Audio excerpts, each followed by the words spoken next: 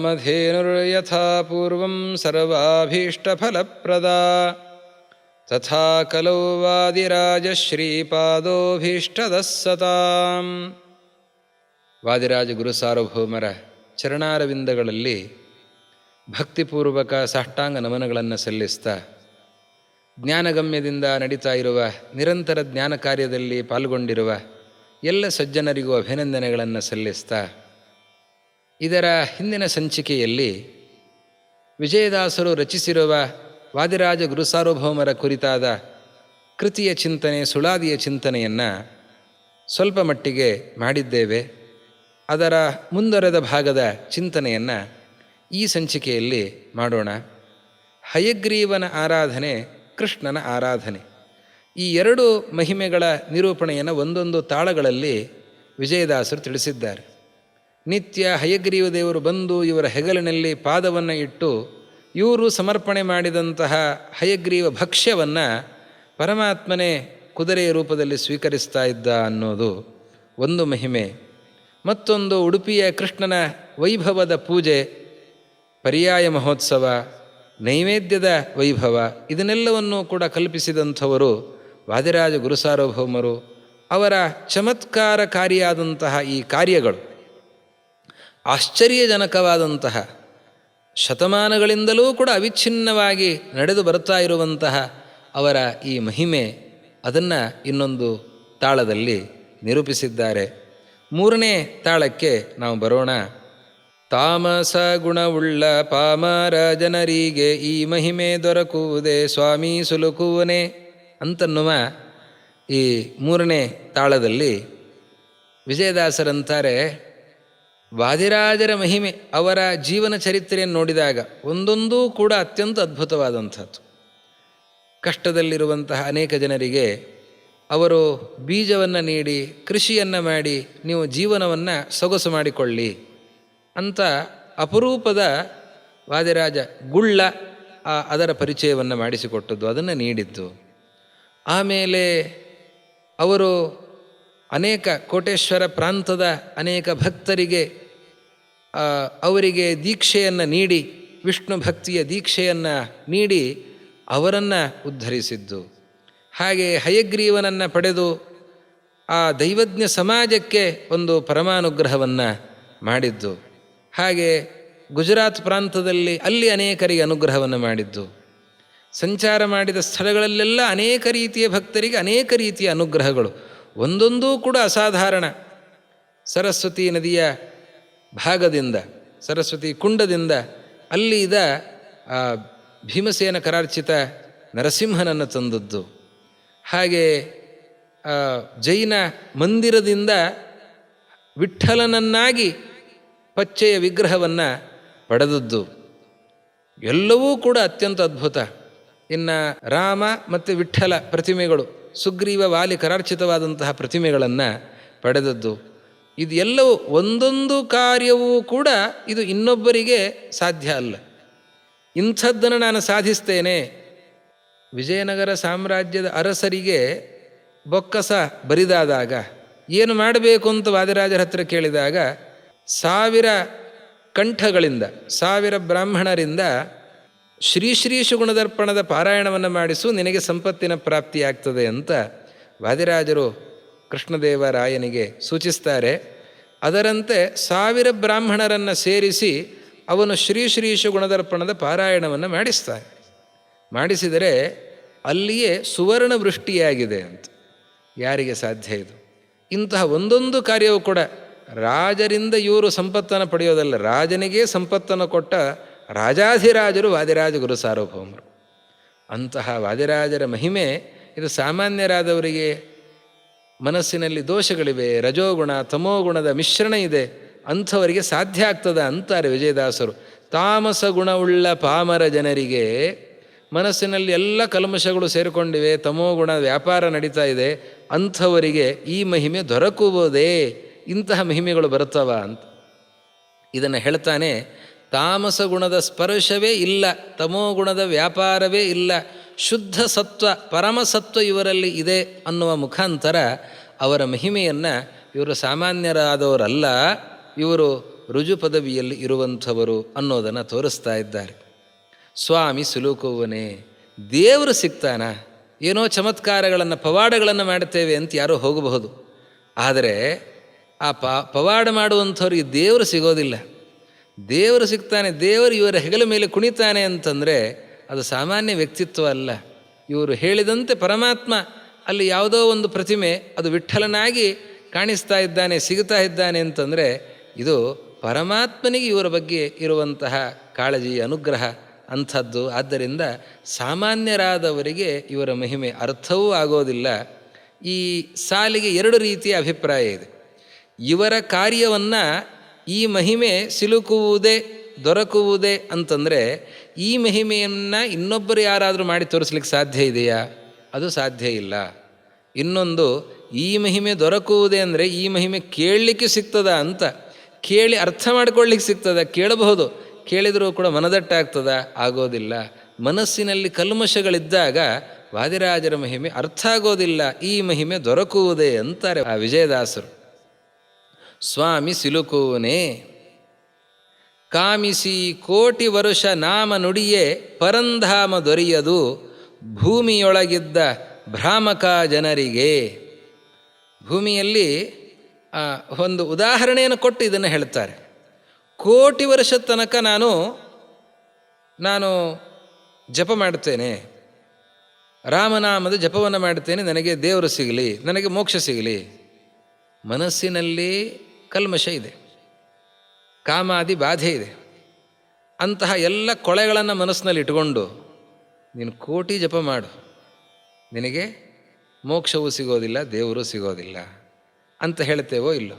ಹಾಗೆ ಮನಸ್ಸಿನಲ್ಲಿ ಕಲ್ಮಶಗಳನ್ನೆಲ್ಲ ಇಟ್ಟುಕೊಂಡು ನಾನು ರಾಜರನ್ನು ನಾನು ಹೀಗೆ ಅಂತ ಅಳಿತೇನೆ ಅಂತ ಹೊರಟ್ರೆ ಅದು ಹೇಗೆ ಸಾಧ್ಯ ಅಂತಾರೆ.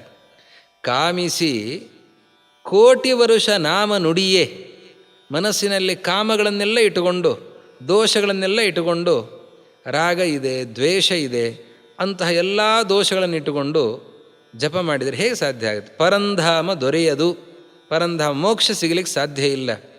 ಭೂಮಿಯೊಳಗಿದ್ದ ಭ್ರಾಮಕ ಜನರಿಗೆ, ಭೂಮಿಯಲ್ಲಿರುವಂತಹ ಮೋಹಗೊಂಡಿರುವಂತಹ ಜನರಿಗೆ, ಅವರಿಗೆ ಸಾಧ್ಯ ಇದೆಯಾ? ಅವರು ದೊಡ್ಡವರು, ಇವರು ದೊಡ್ಡವರು ಅಂತ ಹೇಳಿ ಸರ್ವೋತ್ತಮ ತತ್ವದಲ್ಲಿ ಗೊಂದಲ ಇದೆ ಅಂಥವರಿಗೆ ಪರಮಾತ್ಮ ಜಪ ಮಾಡ್ತಾ ಇದ್ದೇವೆ, ಆದರೆ ಇವರು ಆಗಿರಬಹುದು, ಅವರು ಆಗಿರಬಹುದು ಅಂತ.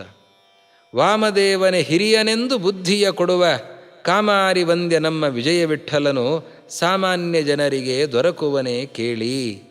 ಇನ್ನೊಬ್ಬರನ್ನು ಅವರೂ ಸರ್ವೋತ್ತಮರಾಗಿರಬಹುದು ಅಂತನ್ನೋ ಭಾವನೆಯಲ್ಲಿದ್ದವರಿಗೆ ಮೋಕ್ಷ ಹೇಗೆ ಸಿಗಲಿಕ್ಕೆ ಸಾಧ್ಯ? ಹಾಗೆ ಅಂತಹ ಅಲ್ಪರಾದವರಿಗೆ ಪರಮಾತ್ಮನ ಮಹಿಮೆಯಾಗಲಿ, ಪರಮಾತ್ಮನ ಅಚ್ಛಿನ್ನ ಭಕ್ತರ ಮಹಿಮೆಯಾಗಲಿ ಅದನ್ನು ಹೊಂದಲಿಕ್ಕೂ ಅಲ್ಲ, ಅವರನ್ನು ತಿಳಿಲಿಕ್ಕೂ ಸಾಧ್ಯ ಆಗೋದಿಲ್ಲ ಅಂತಾರೆ ದಾಸರು. ಅವರಿಗೆ ಅವರ ಬುದ್ಧಿಯಲ್ಲೇ ದೋಷ ಇದೆ. ಹೀಗಾಗಿ ಅಂತಹ ಕಾಮಾರಿ ವಂದ್ಯ ವಿಜಯ ವಿಠ್ಠಲ, ವಿಜಯ ವಿಠ್ಠಲ ಅವನು ಕಾಮಾರಿ ವಂದ್ಯ. ಕಾಮಾರಿ ಯಾರು? ಮಹರುದ್ರ ದೇವರು ತಮ್ಮ ತೃತೀಯ ನೇತ್ರದಿಂದ ಮನ್ಮಥನನ್ನು ಸುಟ್ಟು ಹಾಕಿರುವಂತಹ ಆ ರುದ್ರದೇವರಿಂದ ಆರಾಧ್ಯನಾಗಿರುವಂತಹ ವಿಜಯ ವಿಠ್ಠಲ, ಆ ಪರಮಾತ್ಮ ಅವನು ಸಾಮಾನ್ಯ ಜನರಿಗೆ ಸಿಗ್ತಾನ? ಹಾಗೆ ಅವನ ಆ ಆರಾಧಕರಾದ ವಾದಿರಾಜರ ಮಹಿಮೆ ಅದು ಸಾಮಾನ್ಯರಾದವರಿಗೆ ಸಿಗ್ತದ? ತಿಳಿಯೋದಕ್ಕೆ ಸಾಧ್ಯ ಆಗ್ತದ? ಅರ್ಥ ಮಾಡಿಕೊಳ್ಳೋದಕ್ಕೆ ಆಗ್ತದ? ಆಗೋದಿಲ್ಲ ಅನ್ನುವ ಮಹಿಮೆಯನ್ನು ಹೇಳುತ್ತಾರೆ. ಮುಂದಿನ ತಾಳದಲ್ಲಿ, ನಾಲ್ಕನೆಯ ತಾಳದಲ್ಲಿ ವಿಜಯದಾಸರು ಹೇಳ್ತಾರೆ ವಾದಿರಾಜರು ಯಾರು ಅನ್ನೋದನ್ನು ಹೇಳ್ತಾ ಇದ್ದಾರೆ.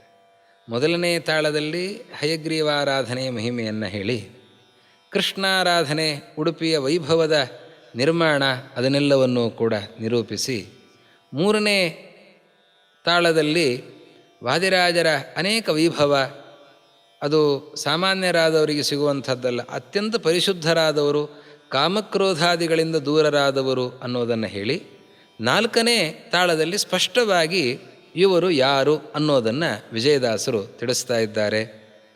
ಅಜಸತ್ಯ ಲೋಕಾಧಿಪತ್ಯವನ್ನು ಮಾಡಿ ದಿಗ್ವಿಜಯ ಮಾಡಲು ಪುರಕ್ಕೆ ನಿಜ ಸುಜ್ಞಾನ ಪೂರ್ಣ ಪ್ರಜ್ಞಾರೆಂಬೋ ಮುನಿಯು ಅಜಪದಕ್ಕೆ ಬಂದು ಅಖಿಳರನು ಆಳಿದ.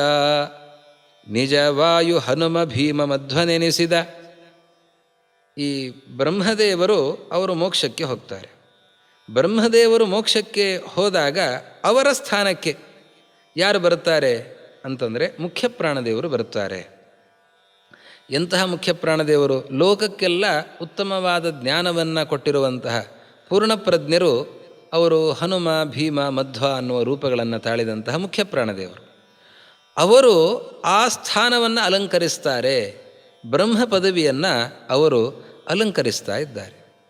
ಯಾವಾಗ ಮುಖ್ಯ ಪ್ರಾಣದೇವರು ಬ್ರಹ್ಮ ಪದವಿಯನ್ನು ಅಲಂಕರಿಸ್ತಾ ಇದ್ದಾರೆ, ವಿಜಯಸಾರಥಿ ಪಾದರಜದ ಮಹಾತ್ಮೆಯಿಂದ ಗಜವೈರಿ ಭಂಜನ ವಿಜಯ ವಿಠ್ಠಲನ್ನ ಭಜನೀಯ ಗೈಯುತ ಬಹುಕಾಲದಿ ರುಜುಗಣ ಪಂಕ್ತಿಯೊಳಗೆ ಕುಳಿತ. ಯಾವಾಗ ಮುಖ್ಯ ಪ್ರಾಣದೇವರು ಅಂತಹ ಪರಮಾತ್ಮನ ಅನುಗ್ರಹದಿಂದ ಬ್ರಹ್ಮ ಪದವಿಗೆ ಹೋಗಿ ಸೇರ್ತಾರೋ ಆವಾಗ ಈ ಕಲ್ಪಗಳಿಂದ ಬ್ರಹ್ಮಕಲ್ಪಗಳಿಂದ 97 ಕಲ್ಪಗಳಿಂದಲೂ ಕೂಡ ಸಾಧನೆಯನ್ನು ಮಾಡಿಕೊಂಡು ಅಪರೋಕ್ಷ ಜ್ಞಾನೋತ್ತರದಲ್ಲಿ ಸಾಧನೆಯನ್ನು ಮಾಡಿಕೊಂಡು ಬಂದಿರುವಂತಹ ಗಜವೈರಿ ಭಂಜನ, ಗಜವೈರಿ ಮೊಸಳೆಯನ್ನು ಭಂಜನ ತುಂಡು ಮಾಡಿರುವಂತಹ ವಿಜಯ ವಿಠ್ಠಲ ಶ್ರೀಹರಿ, ಅವನ ಭಜನೆಯನ್ನು ಮಾಡ್ತಾ ಅವನ ಆರಾಧನೆಯನ್ನು ಮಾಡ್ತಾ ಬಂದಿರುವಂಥವರು ಬಹುಕಾಲದಿ ರುಜುಗಣ ಪಂಕ್ತಿಯೊಳಗೆ ಅನೇಕ ಕಾಲದಿಂದ ರುಜುಗಡ ಈ ಸಾಲಿನಲ್ಲೇ ಇರುವಂಥವರು ಆರಾಧನೆಯನ್ನು ಮಾಡ್ತಾ ಬಂದಿರುವಂತಹ ವಾದಿರಾಜ ಗುರು ಸಾರ್ವಭೌಮರು ಅವರು ಲಾತವ್ಯರು ಅಂತ ಮೂಲ ರೂಪದಲ್ಲಿ ಅವರನ್ನು ಲಾತವ್ಯರು ಅಂತ ಕರೀತಾ ಇದ್ದಾರೆ. ಈ ಲಾತವ್ಯರು ಮುಖ್ಯ ಪ್ರಾಣದೇವರ ಪದವಿಗೆ ಬರುತ್ತಾರೆ. ಆ ಮುಖ್ಯ ಪ್ರಾಣ ಪದವಿಗೆ ಬರುವ ಲಾತವ್ಯರೇ ಈ ವಾದಿರಾಜರಾಗಿದ್ದಾರೆ ಅನ್ನುವ ಅಂಶವನ್ನು ತಿಳಿಸ್ತಾ ಇದ್ದಾರೆ. ನಿಜ ನಿರ್ಮಲ ಸುಜ್ಞಾನ ಧ್ಯಾನದಿಂದ ಪಕ್ವವಾದ ಜ್ಞಾನವನ್ನು ಹೊಂದಿರುವಂಥವರು ಇವರು. ಸುಜನ ಶಿರೋಮಣಿ ವಾದಿರಾಜನುತ. ಇಂತಹ ವಾದಿರಾಜರು ನಿಜವಾಗಿ ಬ್ರಹ್ಮಾಂಡ ಪುರಾಣ ಸಾಧಕದಿಂದ ಏನೋ ನೀವು ಕಲ್ಪನೆ ಮಾಡಿ ಹೇಳ್ತಾ ಇದ್ದೀರಿ ಅಂತಂದರೆ ನಾನು ಕಲ್ಪನೆ ಮಾಡಿ ಹೇಳ್ತಾ ಇರೋದಲ್ಲ, ವೇದವ್ಯಾಸರು ಹೇಳಿರುವಂತಹ ಮಾತಿದು. ವೇದವ್ಯಾಸ ದೇವರು 18 ಪುರಾಣಗಳ ರಚನೆಯನ್ನು ಮಾಡಿದ್ದಾರೆ. ಬ್ರಹ್ಮಾಂಡ ಪುರಾಣ ಅಂತ ಒಂದು ಪುರಾಣ. ಆ ಬ್ರಹ್ಮಾಂಡ ಪುರಾಣದಲ್ಲಿರುವಂತಹ ಮಾತಿನಿಂದಲೇ ನಮಗೆ ತಿಳಿದು ಬರುವಂತಹ ವಿಷಯ. ಈ ವಾದಿರಾಜ ಗುರು ಸಾರ್ವಭೌಮರು ಅವರೇ ಲಾತವ್ಯರು. ಈ ಲಾತವ್ಯರು ಮುಂದೆ ಮುಖ್ಯಪ್ರಾಣ ಪದವಿಗೆ ಬರುವಂಥವರು ಅನ್ನುವ ಅಂಶವನ್ನು ಬ್ರಹ್ಮಾಂಡ ಪುರಾಣದಲ್ಲಿ ತಿಳಿಸಿದ್ದಾರೆ. ಆ ಬ್ರಹ್ಮಾಂಡ ಪುರಾಣದ ವಾಕ್ಯ ಹೀಗಿದೆ: ತತ್ಪೂರ್ವಮಸ್ಯ ವಂಶೇತು ರುಜುಸ್ಥೋ ಹಿ ಸುರೇಶ್ವರ ವಾದಿರಾಜೋ ಯತಿರ್ಭೂತ್ವ ಚೈತದ್ವಿಸ್ತಾರಯಿಷ್ಯತಿ ಅಂತ. ಇದೆಲ್ಲವೂ ಕೂಡ ಬ್ರಹ್ಮಾಂಡ ಪುರಾಣದಲ್ಲಿ ಬಂದಿರುವಂತಹ ಮಾತು. ರುಜುಸ್ಥ ಸುರೇಶ್ವರ ವಾದಿರಾಜ ಯತಿ ಭೂತ್ವ. ರುಜು ಪದವಿಯಲ್ಲಿ ಇರುವಂತಹ ವ್ಯಕ್ತಿಗಳು ವಾದಿರಾಜರಾಗಿ ಬಂದು ಏತತ್ ವಿಸ್ತಾರ ಇಷ್ಯತಿ, ಶ್ರೀಮನ್ ಮಧ್ವಾಚಾರ್ಯರು ಹೇಳಿರುವ ತತ್ವದ ವಿಸ್ತಾರವನ್ನು ಮಾಡ್ತಾ ಇದ್ದಾರೆ. ಹೀಗೆ ಬ್ರಹ್ಮಾಂಡ ಪುರಾಣವೇ ಈ ಮಾತನ್ನು ಹೇಳ್ತಾ ವಾದಿರಾಜರು ಲಾತವ್ಯರು ಅನ್ನುವ ಅಂಶವನ್ನು ತಿಳಿಸಿಕೊಟ್ಟಿದೆ. ಇದಕ್ಕನುಗುಣವಾಗಿ ವಿಜಯದಾಸರಂತಾರೆ, ಬ್ರಹ್ಮಾಂಡ ಪುರಾಣ ಸಾಧಕದಿಂದ ಅಜಪದ ಸಲ್ಲುವುದು. ಮುಖ್ಯ ಪ್ರಾಣದೇವರ ಪದವಿಗೆ ಇವರು ಬರ್ತಾರೆ. ಮುಖ್ಯ ಪ್ರಾಣದೇವರು ಮತ್ತೆ ಮುಂದೆ ಬ್ರಹ್ಮ ಪದವಿಗೆ ಹೋಗೋರಾದ್ದರಿಂದ ಈಗ ಇರುವ ವಾದಿರಾಜರು ಇವರು ಲಾತವ್ಯರು, ಇವರು ಮುಖ್ಯ ಪ್ರಾಣರಾಗಿ ಬ್ರಹ್ಮಸ್ಥಾನವನ್ನು ಅಲಂಕರಿಸ್ತಾ ಇದ್ದಾರೆ. ಲೇಷ ಸಂಶಯ ಬೇಡಿ, ಈ ವಿಷಯದಲ್ಲಿ ಯಾವುದೇ ಸಂಶಯವನ್ನು ಮಾಡಿಕೊಳ್ಳಬೇಡಿ. ನಿಜ ನಿಜ ನಿಜವೆಂದು ನಿತ್ಯದಿ ಕೊಂಡಾಡಿ.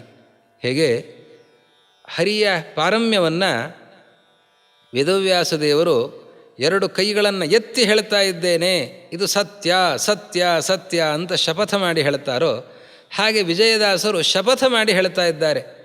ಅದಕ್ಕಾಗಿ 3 ಬಾರಿ ಹೇಳ್ತಾರೆ, ನಿಜ ನಿಜ ನಿಜವೆಂದು ನಿತ್ಯದಿ ಕೊಂಡಾಡಿ. ಇದು ಸತ್ಯ ಪರಮಸತ್ಯ ಅಂತ ಅಷ್ಟು ದಾರ್ಢ್ಯ ಪುರಸ್ಸರವಾಗಿ ಅವರು ಹೇಳ್ತಾರೆ.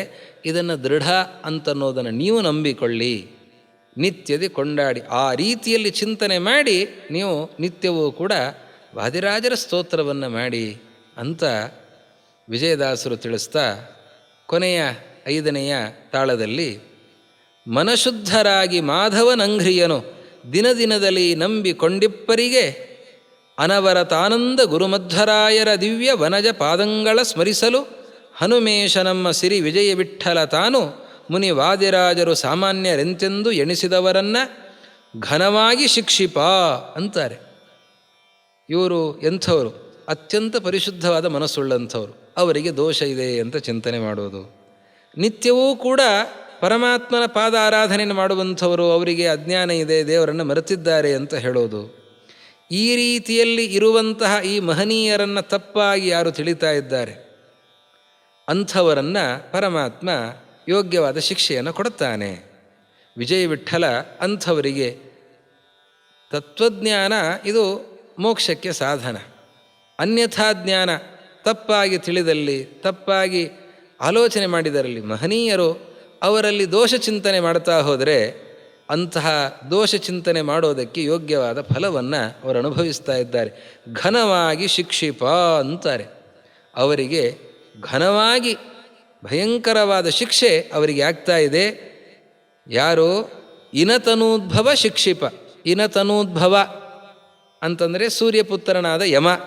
ಯಮನ ಶಿಕ್ಷೆ ಅವರಿಗೆ ಕಾದಿದೆ ಅಂತಾರೆ. ಕೋಪದಿಂದೀ ಕಾರಣ ಮಹಿಮೆಯನ್ನು ಕೊಂಡಾಡಿ ಅನುದಿನ ಸುಜನರು. ಎರಡು ರೀತಿಯಲ್ಲಿ. ಒಂದು ತಾತ್ವಿಕ ಇದು ಅಂಶ, ವೇದವ್ಯಾಸರೇ ಈ ಅಂಶವನ್ನು ತಿಳಿಸಿದ್ದಾರೆ ಅಂತ ಆಧಾರ ಪುರಸ್ಸರವಾಗಿ ಹೇಳಿದರು, ಯುಕ್ತಿ ಪುರಸ್ಸರವಾಗಿ ಹೇಳಿದರು. ಆಮೇಲೆ ಹಾಗೆ ತಿಳಿಯದೇನೆ ತಪ್ಪಾಗಿ ಅವರನ್ನು ತಿಳಿದರೆ ಅವರಲ್ಲಿ ದೋಷ ಇದೆ, ಅವರಲ್ಲಿ ಅಜ್ಞಾನ ಇದೆ, ಅವರಲ್ಲಿ ಅನೇಕ ಅನ್ಯಥಾಜ್ಞಾನ ಇದೆ ಅಂತನ್ನುವ ಚಿಂತನೆಯನ್ನು ಮಾಡಿದರೆ ಅವರಿಗೆ ಅನರ್ಥವೂ ಕೂಡ ಇದೆ ಅನ್ನೋ ಭಯವನ್ನು ಹುಟ್ಟಿಸ್ತಾರೆ. ಈ ಭಯ ಇದ್ದರೇ ಸರಿಯಾದ ದಾರಿಗೆ ಬರೋದು ಅಂತ. ಅದಕ್ಕಾಗಿ ತಪ್ಪು ಚಿಂತನೆ ಮಾಡಿದವರಿಗೆ ಶಿಕ್ಷೆಯೂ ಕೂಡ ಕಾದಿದೆ ಅನ್ನೋದನ್ನು ತಿಳಿಸ್ತಾ ಇದ್ದಾರೆ. ಹೀಗೆ ವಿಜಯದಾಸರು ವಾದಿರಾಜರ ಮಹಿಮೆಯನ್ನು ಸ್ಪಷ್ಟವಾಗಿ ತಿಳಿಸಿ ಕೊನೆಯಲ್ಲಿ ಹೇಳ್ತಾರೆ, ಮೋದ ತೀರ್ಥ ಮತ ಸೇನಾಧಿಪತಿಯಾದ ವಾದಿರಾಜ ಮುನಿಯು ವಿಜಯ ವಿಠ್ಠಲ ದಾಸ. ಮೋದ ತೀರ್ಥ ಮತ ಸೇನಾಧಿಪತಿ, ಶ್ರೀಮನ್ ಮಧ್ವಾಚಾರ್ಯರ ಸಿದ್ಧಾಂತದ ಸೇನಾಪತಿಯವರು ಅಂತ. ಈ ಸಿದ್ಧಾಂತದ ಸೇನಾಪತಿ ಪರಮಾತ್ಮ ಸರ್ವೋತ್ತಮನಾದವನು, ಅವನ ಚಕ್ರವರ್ತಿ. ಆಮೇಲೆ ಯುವರಾಜರಾದಂಥವರು ಮುಖ್ಯ ಪ್ರಾಣದೇವರು ಶ್ರೀಮನ್ ಮಧ್ವಾಚಾರ್ಯರು. ಸೇನಾಪತಿ ಯಾರು ಅಂತಂದರೆ ಅದು ವಾದಿರಾಜರು ಅಂತಾರೆ. ಹಾಗೆ ಅಂತಹ ವಾದಿರಾಜರು ವಿಜಯ ವಿಠ್ಠಲ ದಾಸ. ಅವರು ಯಾವತ್ತಿಗೂ ಭಗವಂತನ ದಾಸ್ಯ ಮನೋಭಾವ, ನಾನು ಭಗವಂತನ ದಾಸ ಅನ್ನುವ ಮನೋಭಾವ ಅವರಿಗೆ ಇದೆ. ಹಾಗೆ ಅಂತಹ ಆ ವಾದಿರಾಜರ ಮಹಿಮೆಯನ್ನು ಮನಗಂಡು ವಿಜಯದಾಸರು ಇಂತಹ ಸುಂದರವಾದ ಸುಳಾದಿಯ ರಚನೆಯನ್ನು ಮಾಡಿ ನಮಗೆ ಪರಮಾನುಗ್ರಹವನ್ನು ಮಾಡಿದ್ದಾರೆ. ಇಂತಹ ವಿಜಯದಾಸರ ಸುಳಾದಿಯ ಮುಖಾಂತರ ನಾವು ಅನೇಕ ಗ್ರಂಥಗಳಲ್ಲಿ, ಅನೇಕ ಕೃತಿಗಳಲ್ಲಿ ವಾದಿರಾಜರ ಮಹಿಮೆ ಇದೆ. ಆದರೆ ನಮಗೆ ಸ್ಫುಟವಾಗಿ ಅರ್ಥ ಆಗೋದಕ್ಕಾಗಿ ವಿಜಯದಾಸರು ಸರಳವಾದ ಸುಂದರವಾದ ಈ ಕೃತಿಯಲ್ಲಿ ಅವರ ಮಹಿಮೆಯನ್ನು ತೋರ್ಪಡಿಸಿದ್ದಾರೆ. ಇದನ್ನು ನಾವು ಅರ್ಥ ಮಾಡಿಕೊಳ್ಳಬೇಕು. ತಾರತಮ್ಯವನ್ನು, ಹರಿಯ ಪಾರಮ್ಯವನ್ನು ಹೇಳಿದ ಮಹನೀಯರೇ ಈ ವಾದಿರಾಜ ಗುರುಸಾರ್ವಭೌಮರ ಮಹಿಮೆಯನ್ನು ಕೂಡ ಅರ್ಥ ಮಾಡಿಸ್ತಾ ಇದ್ದಾರೆ ಅನ್ನೋದನ್ನು ನಾವು ತಿಳಿದುಕೊಂಡು ಆ ರೀತಿಯಲ್ಲಿ ಚಿಂತನೆ ಮಾಡಿ ವಾದಿರಾಜರ ಆರಾಧನೆಯನ್ನು, ಪರಮಾತ್ಮನ ಆರಾಧನೆಯನ್ನು ಆ ಪ್ರಕಾರವಾಗಿ ಇಂತಹ ವಾದಿರಾಜರಿಂದ ಆರಾಧಿತನಾದಂಥವನು ಹಯವದನ, ಉಡುಪಿಯ ಶ್ರೀಕೃಷ್ಣ ಅನ್ನುವ ಚಿಂತನೆ ಮಾಡಿದಾಗ ಕೃಷ್ಣನ ಅನುಗ್ರಹ, ಹಯಗ್ರೀವದೇವರ ಅನುಗ್ರಹ ಅದು ಅಸಾಧಾರಣವಾಗಿ ವಿಶೇಷವಾದ ರೀತಿಯಲ್ಲಿ ಆಗ್ತದೆ ಅಂತನ್ನೋದನ್ನು ನಾವು ಮನಗಂಡು ಆ ರೀತಿಯಲ್ಲಿ ಚಿಂತನೆ ಮಾಡೋಣ. ವಾದಿರಾಜ ಗುರುಸಾರ್ವಭೌಮರ, ಶ್ರೀಮದ್ ಆಚಾರ್ಯರ ಹಾಗೂ ಹಯಗ್ರೀವ ಶ್ರೀಕೃಷ್ಣರ ಪೂರ್ಣಾನುಗ್ರಹಕ್ಕೆ ನಾವು ಪಾತ್ರರಾಗೋಣ ಅಂತ ಚಿಂತಿಸ್ತಾ ಈ ಎರಡು ವಾಕ್ಕುಸುಮಗಳನ್ನು, ಮಹನೀಯರ ಕೃತಿಯ ಅಲ್ಪ ಚಿಂತನೆ, ಪೂರ್ಣವಾಗಿ ಅದರ ಚಿಂತನೆ ಅಲ್ಲ ಇದು, ಸ್ವಲ್ಪ ಮಟ್ಟಿಗೆ ಅವರ ಮಹಿಮೆಯ ಚಿಂತನೆ, ಈ ಕೃತಿಯ ಚಿಂತನೆ ವಿಜಯದಾಸರ ಸುಳಾದಿಯಲ್ಲಿ ಬಹಳ ಗಾಂಭೀರ್ಯ ಇದೆ. ಅಂತಹ ಗಂಭೀರವಾದ ಈ ಕೃತಿಯ ಅರ್ಥ ಚಿಂತನೆಯನ್ನು ಏನು ಮಾಡಿದ್ದೇವೆ, ಇದನ್ನು ವಾದಿರಾಜ ಗುರುವಂತರ್ಯಾಮಿಯಾಗಿರುವಂತಹ ಆ ಹಯಗ್ರೀವಾಭಿನ್ನನಾದ ಶ್ರೀಕೃಷ್ಣನ ಪಾದಗಳಲ್ಲಿ ಅರ್ಪಿಸೋಣ.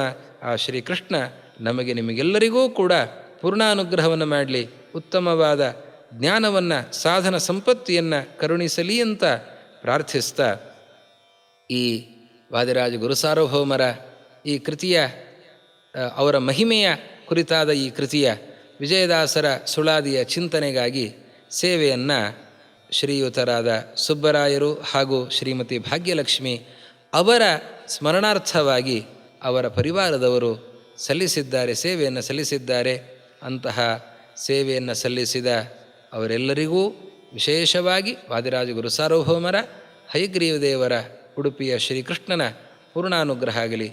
ಕೇಳುವ ಎಲ್ಲ ಭಕ್ತರಿಗೂ ಕೂಡ ರಾಜರ ಅನುಗ್ರಹ ಆಗಲಿ ಅಂತ ಪ್ರಾರ್ಥಿಸ್ತಾ ಎರಡು ಮಾತನ್ನು ಶ್ರೀ ಗುರು ಮಧ್ವೇಶ ಅರ್ಪಣಮಸ್ತು.